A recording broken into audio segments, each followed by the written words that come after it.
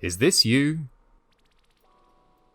Oh geez, I sure would love to homebrew some sweet new features and or items for my tabletop role-playing Funtime Dragon and Dungeon game. But I just don't know where to begin. Well, you're a nerd. Sorry. Well, you're in luck. What is that? Chocolate? There's chocolate on my script. Okay, noted. Here at HithertoBrew, what is that? The name of the... I mean, that's a horrible name.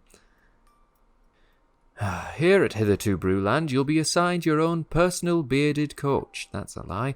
To guide you through the process. Is the beard important, or... Never feel lost in a mind flayer's fetid lair again. The hell does that mean? Oh gee, thanks, disembodied voice. I feel ready for an adventure. In my imagination.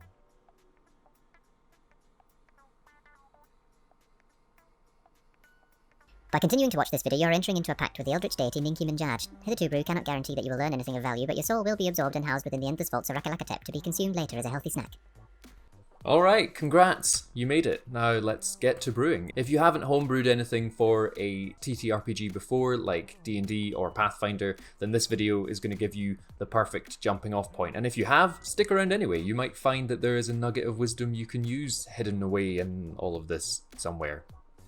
You never know. The good news, particularly if you've never done this before, is that 90% of homebrewing is really easy. You've probably been doing it already, actually, if you've ever played in a game where you've made up a character and given them a backstory of some kind. Maybe your half-orc monk fled from a monastery dedicated to an evil god of snakes and poison after they discovered a dark ritual that would have turned them into a Yuan-Ti abomination. Or maybe your halfling sorcerer was banished from their home after they accidentally summoned a demon that got out of control and rampaged through the streets, hollering about the coming of an evil deity known as the Gathering Fear.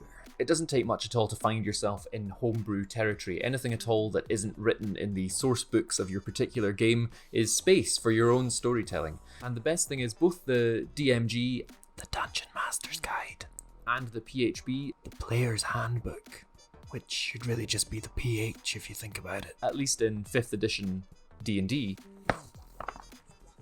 You probably know that one.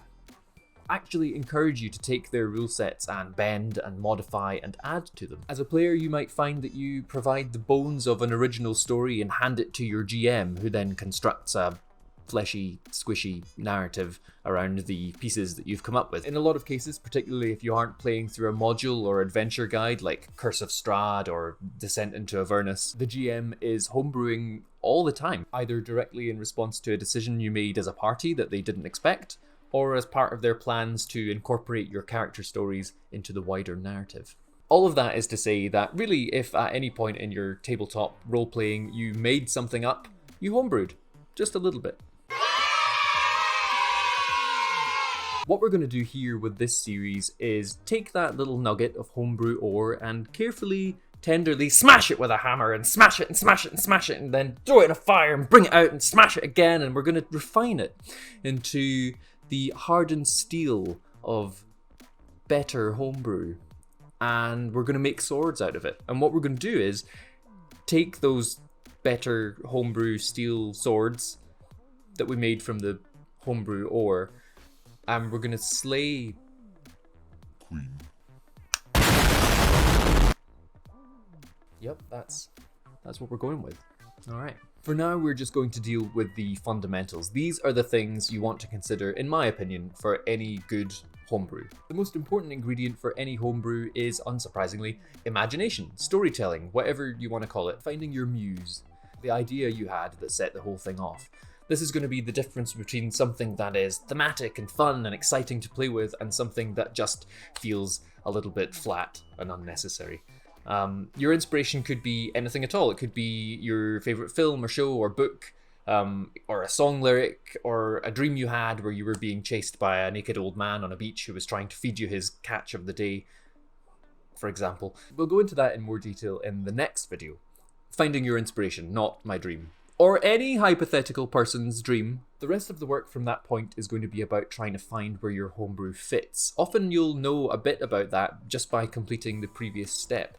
Does it involve any new mechanics? Do you know how to balance those new mechanics with any existing features of the game? We're getting ahead of ourselves a bit, but these are the things that take a bit more time and usually a few passes over to get right. We'll get into all of that stuff when we start talking about introducing new mechanics and homebrewing specific things like spells and items, before we move on to some of the more mechanically involved stuff like classes and subclasses. By that point, we'll be ready to talk about homebrewing an entire dungeon or adventure. And as with everything else that we'll have talked about by that point, I'll give you some examples of my own homebrew, as well as others that I've come across. Which brings me nicely onto some tools and resources you can use to help you with homebrewing. I'm not going to go into too much detail on this right now because it really warrants its own video. For now, at this early stage, I recommend making a Pinterest board to compile your ideas, any artwork you see that might inspire you, any other RPG resources you want to bookmark for later. If you want to, you can even follow my D&D board and my fantasy art board. You'll find links for those and anything else that I've mentioned in the description. I spend a lot of time on there pulling together ideas, and it's a great place to be able to go to when you need an idea quickly. Such as if you haven't planned your next session very well and you need a quick character for your party to meet so that you can stall and buy yourself some time.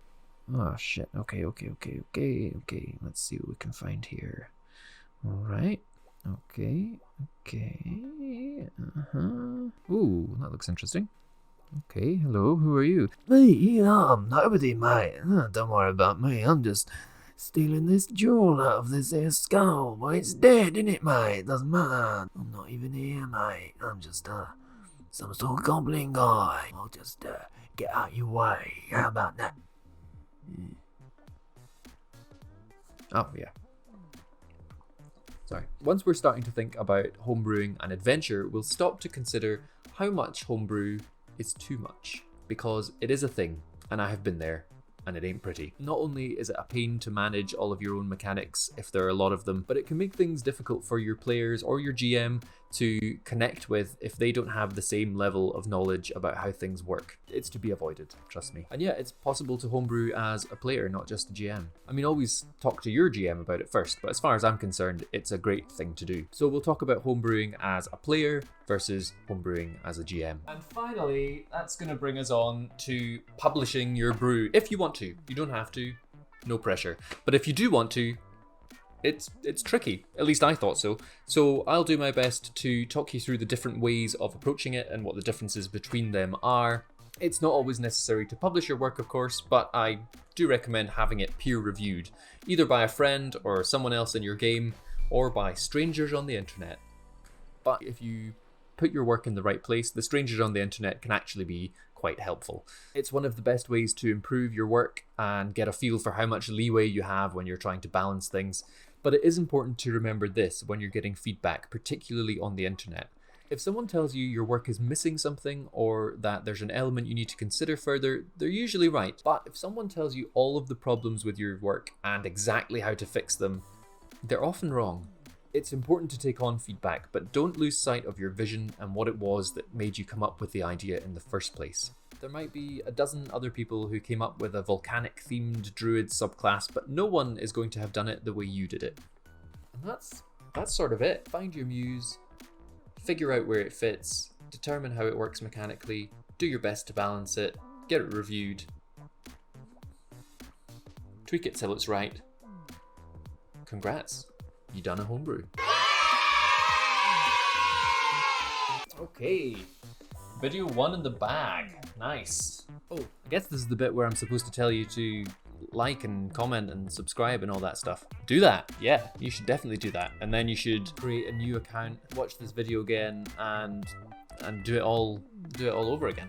For every like this video gets, I will shave off a single beard hair. Whoa, where did that come from? Nope. No, that is not happening. Forget it. Keep your likes. Unsubscribe. Ugh. Ugh. Okay, I'm out here. That was weird. Bye.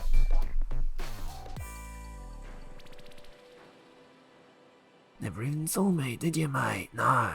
Yeah, listen. Maybe I can make it, worth your while, so to speak. No, I mean, I'm gonna keep this jewel, but you can have, I don't know, anything else in here? Yeah, just, I've got a bird skull on the end of my sword there, so you know that I mean business.